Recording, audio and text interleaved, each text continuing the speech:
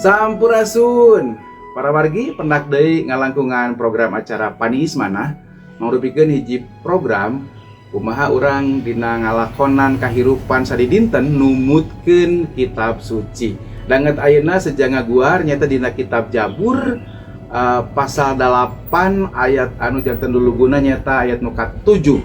Satacana hayu urang nyuhunkeun pitulung Roh Suci urang ngadoa. Gusti abdi seja nampi berkah rohani ngalangkungan Panismana bukakeun hati jeung pikiran abdi sangkan ngartos kana dauhan anjeun. Amin. Para wargi, judulna urang sanes nu lalajo. Salami puluhan tahun para wargi, wilayah di Wonogiri ngarandapan kalempohan, lahan tatanen gararing, utamina dina mangsa halodok. Saurang patani nu namina Mbah Sadiman ngagaduhan inisiatif pikeun ngongkolakeun panghejoan di kampungna.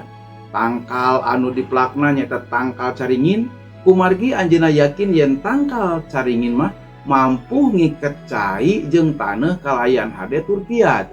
Tangkal-tangkal caringin eta dipelak dina lahan anu garurundul. Dugi ka kiwari tanah atanapi lahan leuweung anu legana kirang langkung 100 hektar teh parantos dipelakan dugikeun ka 11.000 tangkal caringin anu disadekahkeun ku Mbah Sadiman. Wah, hade pisan. Numutkeun Jabur pasal 8 dina ayat 3 nu ka-7 sanggem pangeran kieu unggalna sinamurba kasugri dadamelan Gusti sinamarentah sadaya makhluk. Para wargi, aosan kitab suci ieu anu ku urang nuju dilenyepan dangat ayeuna nyaritakeun perkawis Gusti Allah anu nyiptakeun alam dunya katut eusi-eusina sagala rupi ciciptaanana kacida ageungna.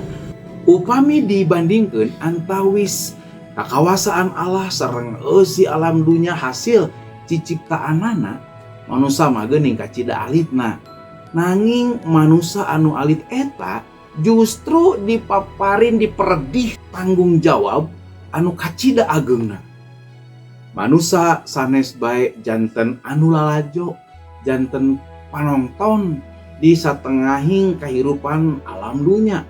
Nanging manusia teh salaku anu nampi mandat, tugas jeung tanggung jawab oge dipaparin kawasa ku Allah pikeun ngarawat, ngarumat, ngaropea alam dunya oge ngawangun kahirupan anu satata sariksa. Carita Mbah Sadiman ieu tangtos janten hiji inspirasi kanggo urang sadaya, hiji bongbolongan, hiji solusi kangge urang sadaya sangkan ulah jadi anu lalajo, ulah jadi panonton bae dina ngarawat alam jeung lingkunganana. Para wargi, konteks kahirupan masyarakat di kota anu hirupna tabih ti alam lingkungan padesaan sakapeung mah geuning sok katingalnya jiga anu henteu paduli kana hal lingkungan jeung alamna. Nanging kajantenan banjir, caah anu tumiba ka sababaraha kota eta janten hiji pangeling-eling kanggo urang sadaya yen manusia sagemblengna kudu tiasa ngarawat, ngajaga, ngariksa, ngaraksa jeung mirosea alam jeung lingkunganana kalayan pinuh ku tanggung jawab. Upami kitu tinangtos kahirupan manusia di alam dunya bakal ngagaduhan harapan anu langkung sae tur pasti nyaeta ngalangkungan usaha anu nyata pok pek prak dina ngawangun hirup jeung kahuripanana, hirup kumbu babarengan silih asih silih asah silih asuh saoyunan sabirulungan sangkan katara karasa karampa. Amin. Cag rampes. Hayu urang ngadoa. Gusti nu Maha Welas nu Maha Asih hatur nuhun alangkungan pangandika Gusti ayeuna abdi diemutkeun deui sangkan abdi teh sanes wae janten nu lalajo jadi panonton. Tanggung jawab dina ngarawat, ngarumat, ngerosea, ngajaga, ngariksa, ngaraksa alam jeung lingkunganana.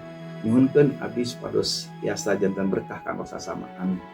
Tah para wargi, ayeuna bagian para wargi sangkan tiasa oge janten berkah. Carana gampil. Mangga ieu teh di-share nya video Panismana oge di subscribe. Tong hilap, di-share, di komen, di subscribe sangkan janten berkah. Mari kitu ngaturkeun nuhun Gusti ngaberkahan cag rampes Atur nuhun, rahayu.